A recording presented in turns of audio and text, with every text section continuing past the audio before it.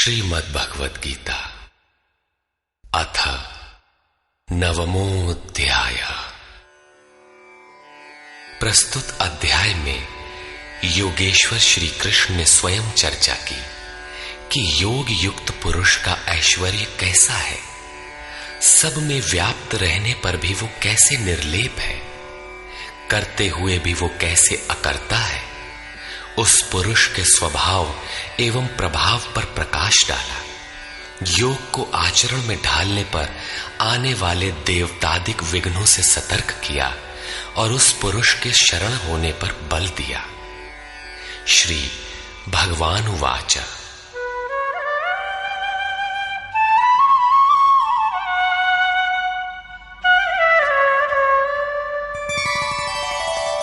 इदन्तु ते गुह्यतमम् प्रवक्ष्याम्यनसूयवे ज्ञानं विज्ञानसहितं यज्ञात्वा मोक्ष्यसे शुभात्।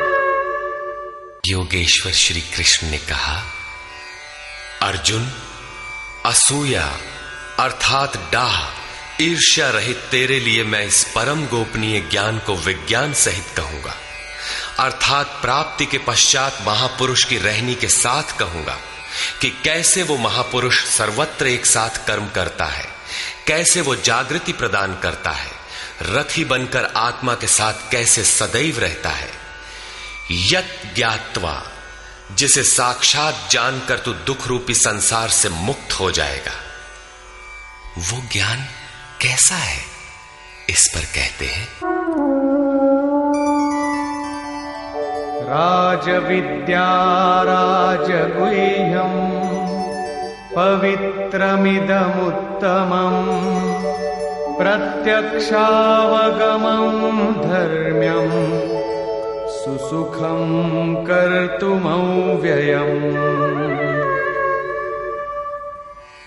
विज्ञान से संयुक्त ये ज्ञान सभी विद्याओं का राजा है। विद्या का अर्थ भाषा ज्ञान अथवा शिक्षा नहीं है। विद्या ही का ब्रह्म गति प्रदाया सा विद्या या विमुक्तये। विद्या उसे कहते हैं कि जिसके पास आए उसे उठाकर ब्रह्म पथ पर चलाते हुए मोक्ष प्रदान कर दे। यदि रास्ते में रिद्धियों सिद्धियों अथवा प्रकृति में कहीं उलझ गया तो सिद्ध है कि अविद्या सफल हो गई। वो विद्या नहीं है। ये राजविद्या ऐसी है जो निश्चित कल्याण करने वाली है। ये सभी गोपनीयों का राजा है। अविद्या और विद्या के अवगुंठन का अनावरण होने पर योग युक्तता के पश्चात ही इससे मिलन होता है। ये अति पवित्र, उत्तम और प्रत्यक्ष फल वाला है। इधर करो उधर लो, ऐसा प्रत्यक्ष फल वाला है। ये अंधविश्वास नहीं है कि इस जन्म में साधन करो, फल कभी दूसरे जन्मों में मिलेगा। ये परम धर्म परमात्मा से संयुक्त है। विज्ञान सहित ये ज्ञान करने में सरल और अविनाशी है। अश्रद्दधानाः पुरुषा धर्मस्यास्य परन्तप अप्राप्य मां निवर्तन्ते मृत्यु संसार वर्त्मनि। परंतप अर्जुन, इस धर्म में अर्थात जिसका थोड़ा भी साधन करने पर विनाश नहीं होता, श्रद्धा रहित पुरुष मुझे प्राप्त न होकर संसार क्षेत्र में भ्रमण करता ही रहता है। अतः श्रद्धा अनिवार्य है।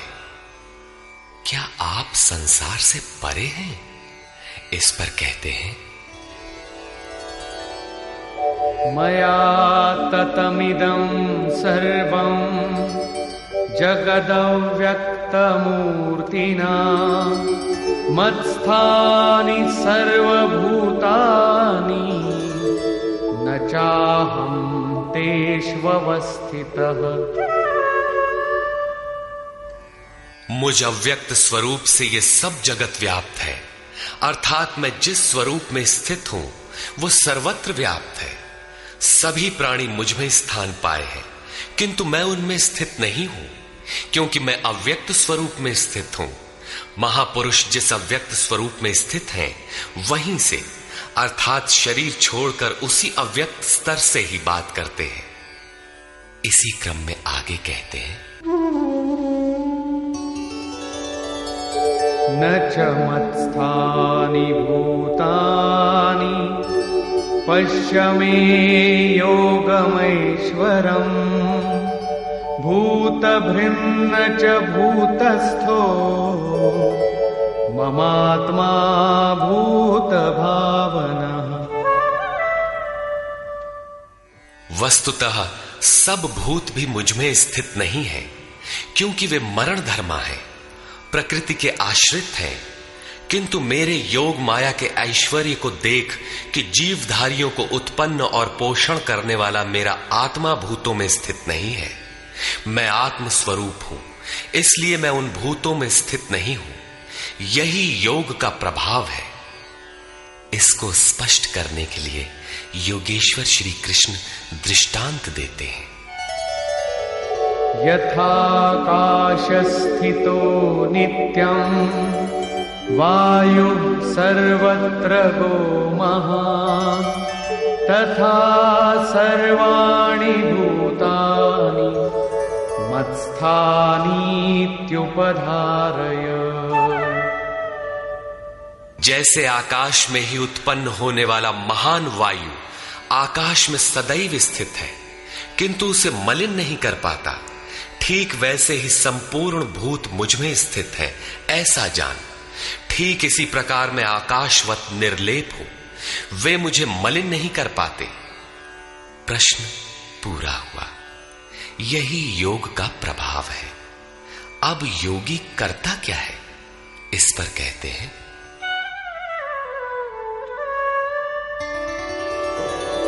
सर्वभूतानि कौन्तेय प्रकृतिं यान्ति मामिकाम् कल्पक्षये पुनस्तानि कल्पादौ विसृजाम्यहम्। अर्जुन, कल्प के विलय काल में सब भूत मेरी प्रकृति अर्थात मेरे स्वभाव को प्राप्त होते हैं, और कल्प के आदि में मैं उनको बार बार विसृजामि विशेष रूप से सृजन करता हूं। थे तो वे पहले से, किंतु विकृत थे, उन्हीं को रचता हूं, सजाता हूं। जो अचेत हैं उन्हें जागृत करता हूं, कल्प के लिए प्रेरित करता हूं।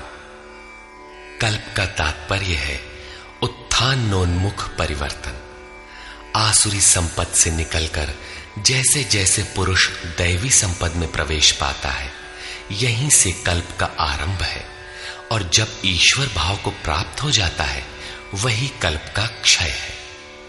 अपना कर्म पूरा करके कल्प भी विलय हो जाता है। भजन का आरंभ कल्प का आदि है, और भजन की पराकाष्ठा जहां लक्ष्य विदित होता है, कल्प का अंत है। जब ये प्रत्यगात्मा योनियों के कारणभूत राग द्वेषादि से मुक्ति पाकर अपने शाश्वत स्वरूप में स्थिर हो जाए, इसी को श्री कृष्ण कहते हैं कि वो मेरी प्रकृति को प्राप्त होता है। जो महापुरुष प्रकृति का विलय करके स्वरूप में प्रवेश पा गया, उसकी प्रकृति कैसी? क्या उसमें प्रकृति शेष ही है? नहीं। अध्याय 3 के 33वें श्लोक में योगेश्वर श्री कृष्ण कह चुके हैं कि सभी प्राणी अपनी प्रकृति को प्राप्त होते हैं। जैसा उनके ऊपर प्रकृति के गुणों का दबाव है, वैसा करते हैं। और ज्ञानवानपि, प्रत्यक्ष दर्शन के साथ जानकारी वाला ज्ञानी भी अपनी प्रकृति के सदृश चेष्टा करता है। ये पीछे वालों के कल्याण के लिए करता है। पूर्ण ज्ञानी तत्व स्थित महापुरुष की रहनी ही उसकी प्रकृति है। वो अपने इसी स्वभाव में बरतता है। कल्प के क्षय में लोग महापुरुष की इसी रहनी को प्राप्त होते हैं। महापुरुष के इसी कृतित्व पर पुनः प्रकाश डालते हैं। प्रकृतिं स्वामवष्टभ्य विसृजामि पुनः पुनः भूतग्राममिमं कृत्स्नम् अवशं प्रकृतेर्वशात्। अपनी प्रकृति अर्थात महापुरुष की रहनी स्वीकार करके प्रकृतेर्वशांत अपने अपने स्वभाव में स्थित प्रकृति के गुणों से परवश हुए इन संपूर्ण भूत समुदाय को मैं बारंबार विसृजाम विशेष सृजन विशेष रूप से सजाता हूं, इन्हें अपने स्वरूप की ओर बढ़ने के लिए प्रेरित करता हूं। तब तो आप इस कर्म से बंधे हैं। न च मां तानि कर्माणि निबध्नन्ति धनञ्जय उदासीनवदासीनम् असक्तं तेषु कर्मसु। अध्याय 4 के 9वें श्लोक में योगेश्वर श्री कृष्ण ने कहा था कि महापुरुष की कार्य प्रणाली अलौकिक है। अध्याय 9 के 4थे श्लोक में बताया मैं अव्यक्त रूप से करता हूं। यहां भी वही कहते हैं, धनंजय, जिन कर्मों को मैं अदृश्य रूप से करता हूं उसमें मेरी आसक्ति नहीं है। उदासीन के सदृश स्थित रहने वाले मुझ परमात्म स्वरूप को वे कर्म नहीं बांधते, क्योंकि कर्म के परिणाम में जो लक्ष्य मिलता है उसमें मैं स्थित हूं, इसलिए उन्हें करने के लिए मैं विवश नहीं हूं। ये तो स्वभाव के साथ जुड़ी प्रकृति के कार्यों का प्रश्न था। महापुरुष की रहनी थी, उनकी रचना थी। अब मेरे अध्यास से जो माया रचती है वो क्या है? वो भी एक कल्प है। मयाध्यक्षेण प्रकृतिः सूयते सचराचरम् हेतुनानेन कौन्तेय जगत् विपरिवर्तते। अर्जुन, मेरी अध्यक्षता में अर्थात मेरी उपस्थिति में सर्वत्र व्याप्त मेरे अध्यास से ये माया अर्थात त्रिगुणमयी प्रकृति, अष्टधा मूल प्रकृति और चेतन दोनों चराचर सहित जगत को रचती है, जो क्षुद्र कल्प है। और इसी कारण से यह संसार आवागमन के चक्र में घूमता रहता है। प्रकृति का यह क्षुद्र कल्प जिसमें काल का परिवर्तन है, मेरे अध्यास से प्रकृति ही करती है, मैं नहीं करता। किंतु 7वें श्लोक का कल्प आराधना का संचार एवं पूर्ति पर्यंत मार्गदर्शन वाला कल्प महापुरुष स्वयं करते हैं। एक स्थान पर वे स्वयं करता है जहां वे विशेष रूप से सृजन करते हैं। यहां कर्ता प्रकृति है, जो केवल मेरे आभास से ये क्षणिक परिवर्तन करती है, जिसमें शरीरों का परिवर्तन, काल परिवर्तन, युग परिवर्तन इत्यादि आते हैं। ऐसा व्याप्त प्रभाव होने पर भी मूढ़ लोग मुझे नहीं जानते। यथा अवजानन्ति मां मूढ़ा मानुषीं तनुमाश्रितम् परं भावमजानन्तो मम भूतमहेश्वरम्। संपूर्ण भूतों के महान ईश्वर रूप मेरे परम भाव को न जानने वाले मूढ़ लोग मुझे मनुष्य शरीर के आधार वाला और तुच्छ समझते हैं। संपूर्ण प्राणियों के ईश्वरों का भी जो महान ईश्वर है, उस परम भाव में मैं स्थित हूं, किंतु हूं मनुष्य शरीरधारी। मूढ़ लोग इसे नहीं जानते, वे मुझे मनुष्य कहकर संबोधित करते हैं। उनका दोष भी क्या है? जब वे दृष्टिपात करते हैं तो महापुरुष का शरीर ही तो दिखाई पड़ता है। कैसे वे समझे कि आप महान ईश्वर भाव में स्थित हैं? वे क्यों नहीं देख पाते? इस पर कहते हैं, मोघाशा मोघ कर्माणो मोघ ज्ञानाविचेतसः राक्षसीमासुरीं चैव प्रकृतिं मोहिनीं श्रिताः। वे वृथा आशा अर्थात जो कभी पूर्ण न हो ऐसी आशा, वृथा कर्म अर्थात बंधनकारी कर्म, वृथा ज्ञान अर्थात जो वस्तुतः अज्ञान है, विचेतसः विशेष रूप से अचेत हुए राक्षसों और असुरों के से मोहित होने वाले स्वभाव को धारण किए होते हैं, अर्थात आसुरी स्वभाव वाले होते हैं, इसलिए मनुष्य समझते हैं। असुर और राक्षस मन का एक स्वभाव है, न कि कोई जाति या योनि। आसुरी स्वभाव वाले मुझे नहीं जान पाते, किंतु महात्मा जन मुझे जानते और भजते हैं। महात्मानस्तु मां पार्थ दैवीं प्रकृतिमाश्रिताः भजन्त्यनन्यमनसो ज्ञात्वा भूतादिमौ व्ययम्। हे पार्थ, परंतु दैवी प्रकृति अर्थात दैवी संपत्ति के आश्रित हुए महात्मा जन मुझे सब भूतों का आदिकरण अव्यक्त और अक्षर जानकर अनन्य मन से अर्थात मन के अंतराल में किसी अन्य को स्थान न देकर केवल मुझ में श्रद्धा रखकर निरंतर मुझे भजते हैं। किस प्रकार भजते हैं, इस पर कहते हैं। सततं कीर्तयन्तो मां यतन्तश्च दृढव्रताः नमस्यन्तश्च मां भक्त्या नित्ययुक्ता उपासते। वे निरंतर चिंतन के व्रत में अचल रहते हुए मेरे गुणों का चिंतन करते हैं, प्राप्ति के यत्न करते हैं और मुझे बारंबार नमस्कार करते हुए सदैव मुझसे संयुक्त होकर अनन्य भक्ति से मुझे उपासते हैं, अविरल लगे रहते हैं। कौन सी उपासना करते हैं, कैसा है ये कीर्ति ज्ञान? कोई दूसरी उपासना नहीं, वरन वही यज्ञ जिसे विस्तार से बता आए हैं, उसी आराधना को यहां संक्षेप में योगेश्वर श्री कृष्ण दोहरा रहे हैं।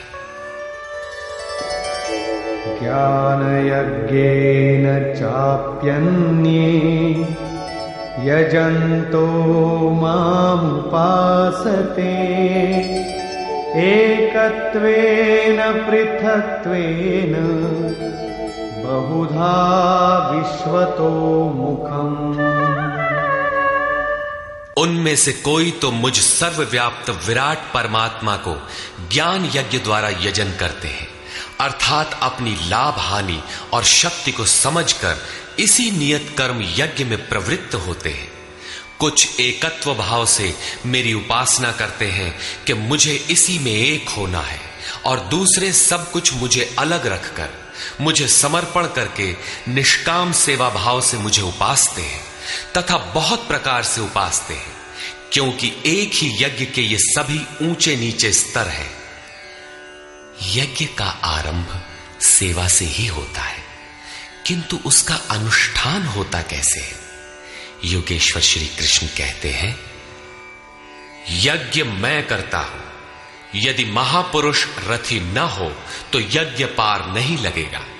उन्हीं के निर्देशन में साधक समझ पाता है कि अब वो किस स्तर पर है, कहां तक पहुंच सका है। वस्तुतः यज्ञ करता कौन है, इस पर योगेश्वर श्री कृष्ण कहते हैं, अहं क्रतुरहं यज्ञः स्वधाहमहमौषधम्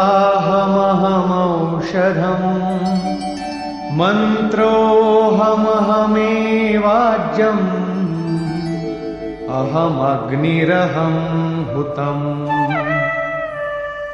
कर्ता मैं हूं, वस्तुतः कर्ता के पीछे प्रेरक के रूप में सदैव संचालित करने वाला इष्ट ही है।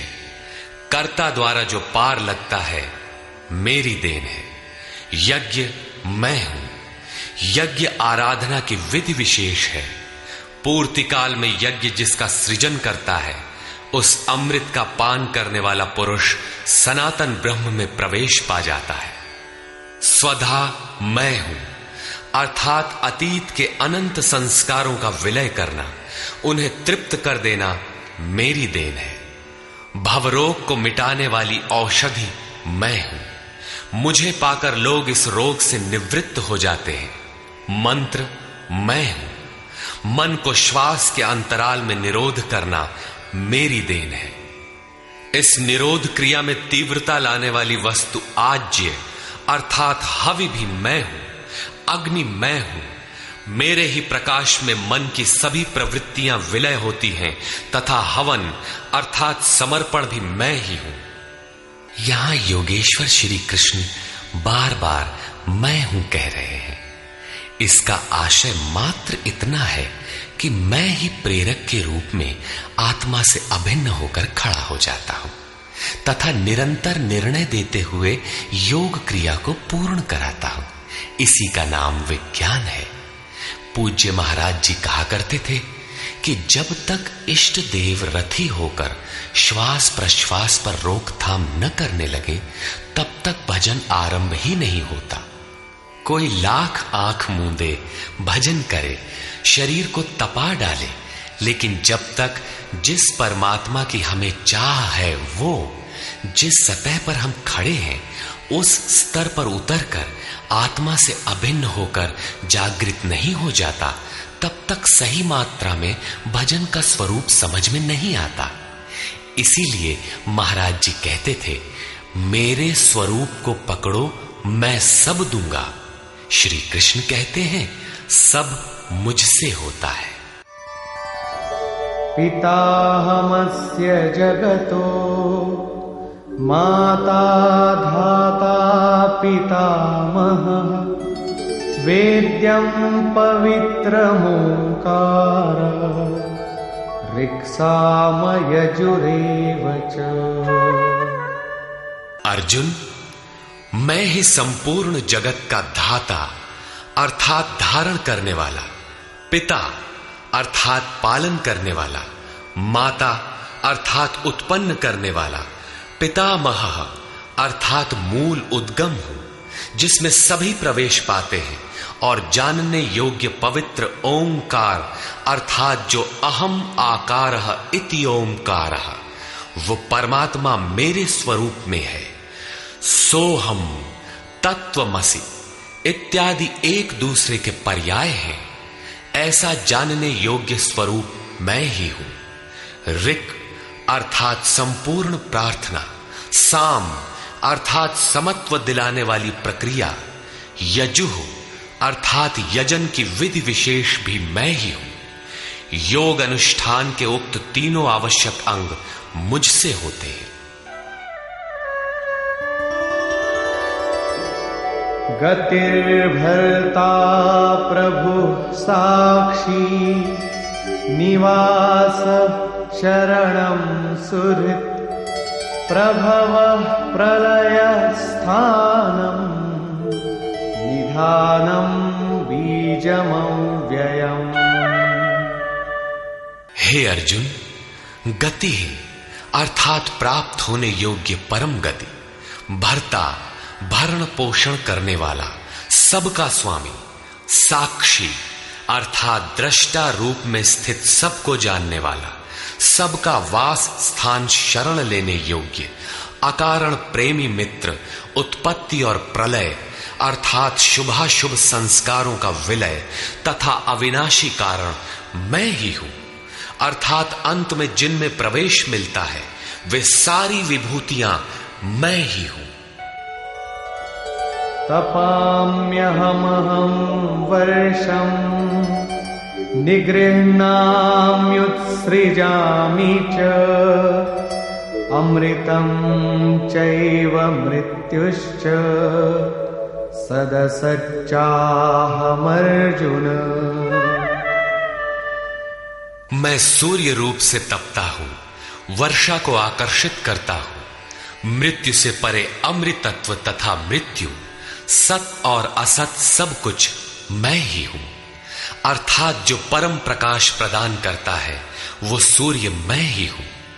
कभी कभी भजने वाले मुझे असत भी मान बैठते हैं, वे मृत्यु को प्राप्त होते हैं।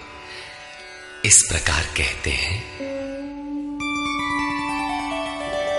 त्रैविद्या मां सोमपाः पूतपापा यज्ञैरिष्ट्वा स्वर्गतिं प्रार्थयन्ते ते पुण्यमासाद्य सुरेन्द्रलोकम् अश्नन्ति दिव्यान् दिवि देवभोगान्। आराधना विद्या के तीनों अंग ऋक्, साम और यजु अर्थात प्रार्थना, समत्व की प्रक्रिया और यजन का आचरण करने वाले, सोम अर्थात चंद्रमा के क्षीण प्रकाश को पाने वाले, पाप से मुक्त होकर पवित्र हुए पुरुष उसी यज्ञ की निर्धारित प्रक्रिया द्वारा मुझे इष्ट रूप में पूजकर स्वर्ग के लिए प्रार्थना करते हैं। यही असत की कामना है जिससे वे मृत्यु को प्राप्त होते हैं, उनका पुनर्जन्म होता है, जैसा पिछले श्लोक में योगेश्वर ने बताया। वे पूजते मुझे ही हैं, उसी निर्धारित विधि से पूजते हैं, किंतु बदले में स्वर्ग की याचना करते हैं। वे पुरुष अपने पुण्य के फल स्वरूप इंद्रलोक को प्राप्त होकर स्वर्ग में देवताओं के दिव्य भोग भोगते हैं, अर्थात ये भोग भी मैं ही देता हूं। ते तं भुक्त्वा स्वर्गलोकं विशालम् क्षीणे पुण्ये मर्त्यलोकं विशन्ति एवं त्रयी धर्ममनुप्रपन्ना गतागतं कामकामा लभन्ते। वे उस विशाल स्वर्ग को भोग कर पुण्य क्षीण होने पर मृत्युलोक अर्थात जन्म मृत्यु को प्राप्त होते हैं। इस प्रकार त्रयी धर्मम प्रार्थना, समत्व एवं यजन की तीनों विधियों से एक ही यज्ञ का अनुष्ठान करने वाले मेरे शरण हुए भी कामना वाले पुरुष बारंबार जाने आने को अर्थात पुनर्जन्म को प्राप्त होते हैं। अतः किसी प्रकार की कामना नहीं करनी चाहिए। जो कामना नहीं करते उन्हें क्या मिलता है? अनन्याश्चिन्तयन्तो मां ये जनाः पर्युपासते तेषां नित्याभियुक्तानां योगक्षेमं वहाम्यहम्। अनन्य भाव से मुझ में स्थित भक्तजन मुझ परमात्म स्वरूप का निरंतर चिंतन करते हैं। पर्युपासते लेश मात्र भी त्रुटि न रखकर मुझे उपासते हैं। उन नित्य एक ही भाव से संयुक्त हुए पुरुषों का योगक्षेम मैं स्वयं वहन करता हूं, अर्थात उनके योग की सुरक्षा की सारी जिम्मेदारी मैं अपने हाथ में लेता हूं। इतना होने पर भी लोग अन्य देवताओं को भजते हैं। येऽप्यन्य देवता भक्ता यजन्ते श्रद्धयान्विताः तेऽपि मामेव कौन्तेय यजन्त्यविधिपूर्वकम्। कौन्तेय, श्रद्धा से युक्त हुए जो भक्त दूसरे दूसरे देवताओं को पूजते हैं वे भी मुझे ही पूजते हैं, किंतु उनका वो पूजना अविधि पूर्वक है, मेरी प्राप्ति की विधि से रहित है। यहां योगेश्वर श्री कृष्ण ने दूसरी बार देवताओं के प्रकरण को लिया है।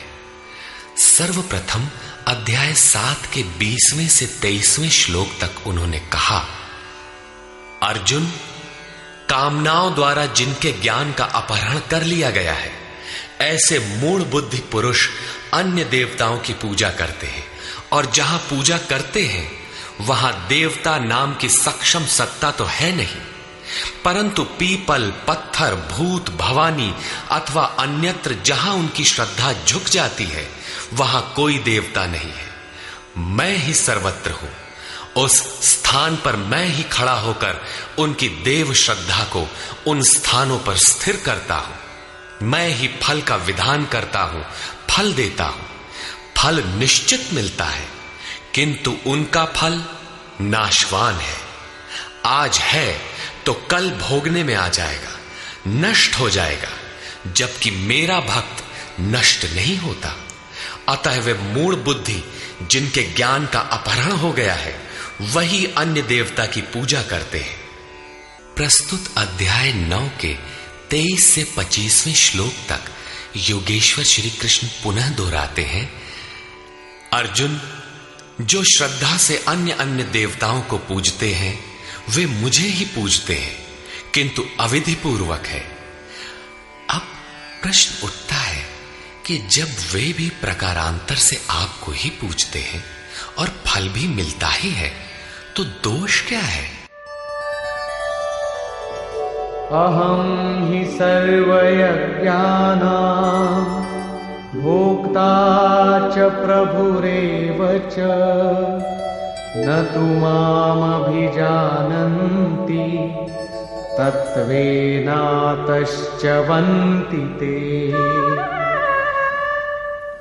संपूर्ण यज्ञों का भोक्ता अर्थात यज्ञ जिसमें विलय होते हैं, यज्ञ के परिणाम में जो मिलता है वो मैं हूं और स्वामी भी मैं ही हूं, परंतु वे मुझे तत्व से भली प्रकार नहीं जानते, इसलिए च्यवंती गिरते हैं। अर्थात वे कभी अन्य देवताओं में गिरते हैं और तत्व से जब तक नहीं जानते तब तक कामनाओं से भी गिरते हैं। उनकी गति क्या है?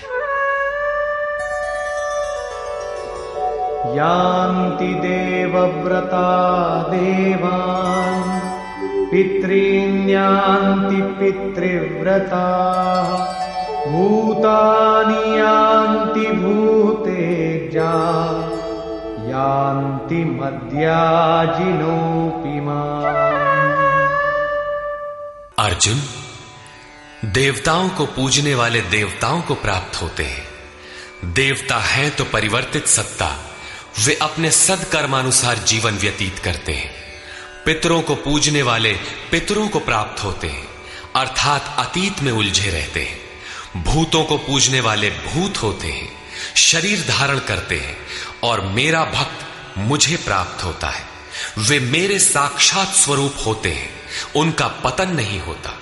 इतना ही नहीं, मेरी पूजा का विधान भी सरल है।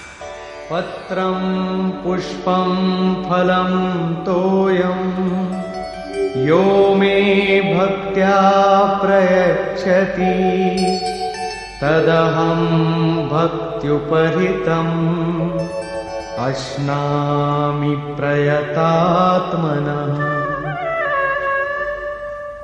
भक्ति का आरंभ यहीं से है कि पत्र, पुष्प, फल, जल इत्यादि जो कोई मुझे भक्ति पूर्वक अर्पित करता है, मन से प्रयत्न करने वाले उस भक्त का वो सब मैं खाता हूं, अर्थात स्वीकार करता हूं।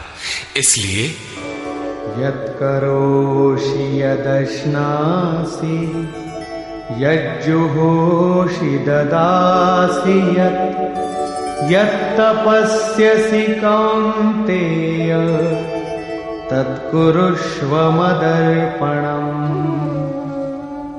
अर्जुन, तू जो कर्म अर्थात यथार्थ कर्म करता है, जो खाता है, जो हवन करता है, समर्पण करता है, दान देता है, मन सहित इंद्रियों को जो मेरे अनुरूप तपाता है, वो सब मुझे अर्पण कर, अर्थात मेरे प्रति समर्पित होकर ये सब कर। समर्पण करने से योग के क्षेत्र की जिम्मेदारी मैं ले लूंगा।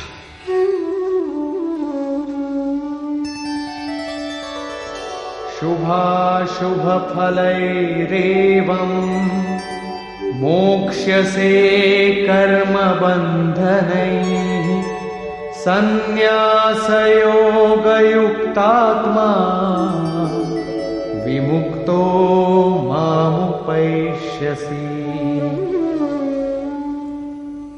इस प्रकार सर्वस्व के न्यास संन्यास योग से युक्त हुआ तू शुभाशुभ फलदाता कर्मों के बंधन से मुक्त होकर मुझे प्राप्त होगा। उपर्युक्त 3 श्लोकों में योगेश्वर श्री कृष्ण ने क्रमबद्ध साधन और उसके परिणाम का चित्रण किया है। पहले पत्र पुष्प फल जल का पूर्ण श्रद्धा से अर्पण, दूसरे समर्पित होकर कर्म का आचरण और तीसरे पूर्ण समर्पण के साथ सर्वस्व का त्याग। इनके द्वारा कर्म बंधन से विमुक्त अर्थात विशेष रूप से मुक्त हो जाएगा। मुक्ति से मिलेगा क्या? बताया मुझे प्राप्त होगा। यहां मुक्ति और प्राप्ति एक दूसरे के पूरक है। आपकी प्राप्ति ही मुक्ति है, तो उससे लाभ? इस पर कहते हैं, समोहम सर्वभूतेषु न मे द्वेषोऽस्ति न प्रियः ये भजन्ति तु मां भक्त्या मयि ते तेषु चाप्यहम्।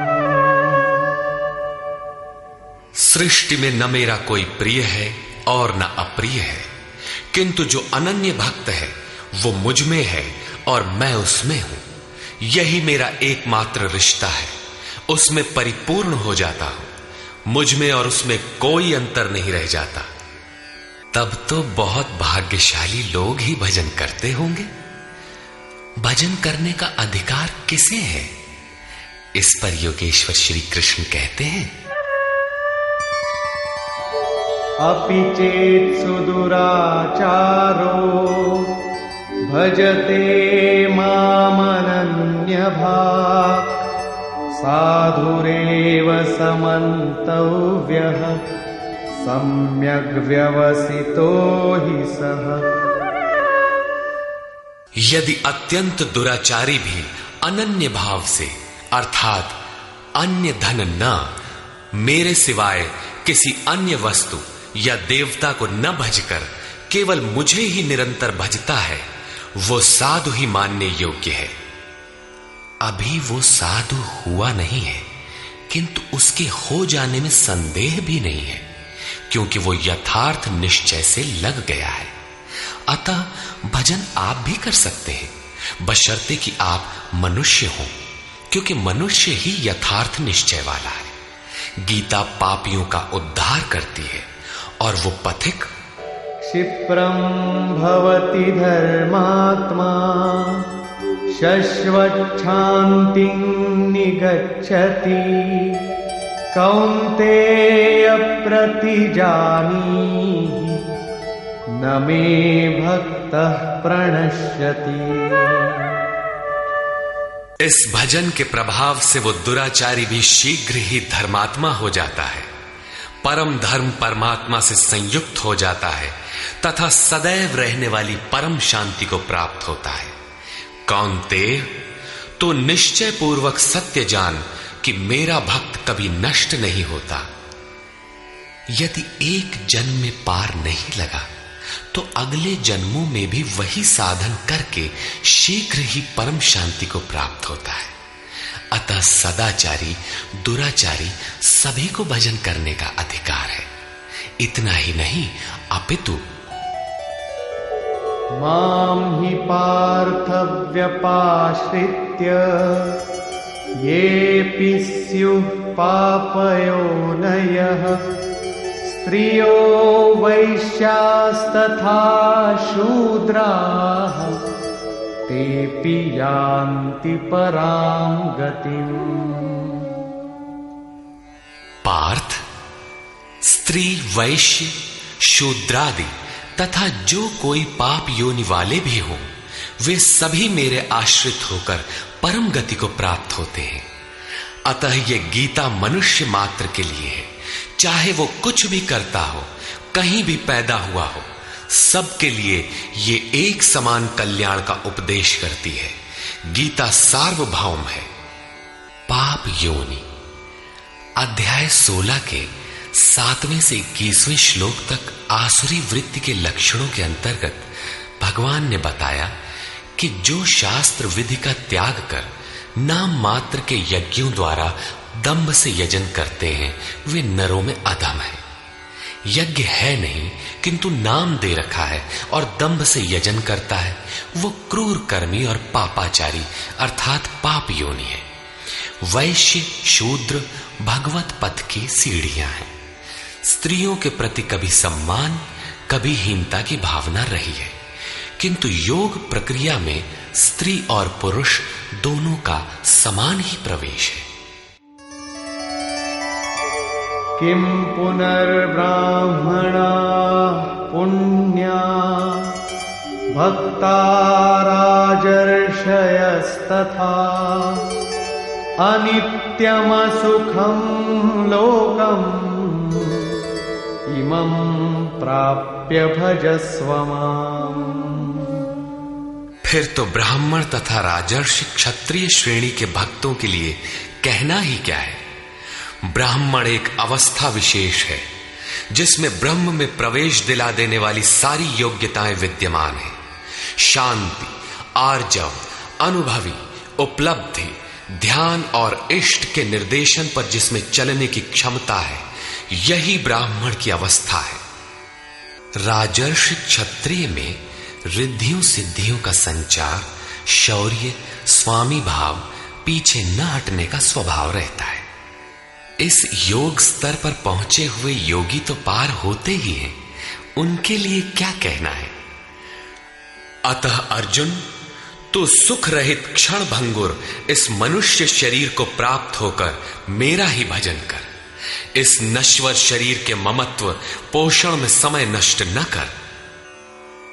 अतः वे भजन की धारणा पर प्रोत्साहन देते हैं। मन्मना भव मद्भक्तो मद्याजी मां नमस्कुरु मामे वैश्यसि युक्त्वैवम् आत्मानं मत्परायणः। अर्जुन, मेरे में ही मन वाला हो, सिवाय मेरे दूसरे भाव मन में ना आने पाए। मेरा अनन्य भक्त हो, अनवरत चिंतन में लग, श्रद्धा सहित मेरा ही निरंतर पूजन कर और मेरे को ही नमस्कार कर। इस प्रकार मेरे शरण हुआ, आत्मा को मुझ में एक ही भाव से स्थित कर, तो मुझे ही प्राप्त होगा, अर्थात मेरे साथ एकता प्राप्त करेगा। निष्कर्ष, इस अध्याय के आरंभ में श्री कृष्ण ने कहा, अर्जुन, तुझ दोष रहित भक्त के लिए मैं इस ज्ञान को विज्ञान सहित कहूंगा, जिसे जानकर कुछ भी जानना शेष नहीं रहेगा। इसे जानकर तू संसार बंधन से छूट जाएगा। यह ज्ञान संपूर्ण विद्याओं का राजा है। विद्या वह है जो परब्रह्म में प्रवेश दिलाए। यह ज्ञान उसका भी राजा है, अर्थात निश्चित कल्याण करने वाला है। यह संपूर्ण गोपनीयों का भी राजा है, गोपनीय वस्तु को भी प्रत्यक्ष कराने वाला है। यह प्रत्यक्ष फल वाला, साधन करने में सुगम और अविनाशी है। इसका थोड़ा भी साधन आपसे पार लग जाए तो इसका कभी नाश नहीं होता, वरन इसके प्रभाव से वह परम श्रेय तक पहुंच जाता है। किंतु इसमें एक शर्त है, श्रद्धा विहीन पुरुष परम गति को प्राप्त न होकर संसार चक्र में भटकता है। योगेश्वर श्री कृष्ण ने योग के ऐश्वर्य पर भी प्रकाश डाला। दुख